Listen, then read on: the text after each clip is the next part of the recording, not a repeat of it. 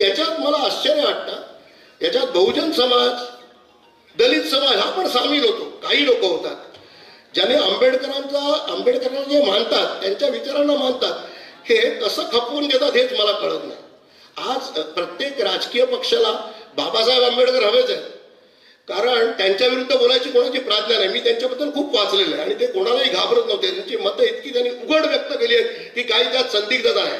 ते असं म्हणले होते की हिंदू राष्ट्र यदा कदाचित कधी झालंच तर ती मोठी आपत्ती ठरेल. त्यांनी हिंदू धर्माबद्दल काय टीका केली आहे ती आज करायची कोणाची हिंमत नाही, पण ते कोणालाही घाबरत नव्हते आणि स्पष्ट बोलत होते. त्यांनी बरंच लिहून ठेवलेलं आहे, आपल्याला बऱ्याच जणांना ते माहिती असेल. पण प्रश्न असा पडतो की इतकी उघड गोष्ट आहे, हे चालवून कसं घेतात. मला मजा वाटते की बाबासाहेब आंबेडकरांचा फोटो आहे, त्याच्या बाजूला जे हिंदू राष्ट्र म्हणणाऱ्यांचा फोटो आहे.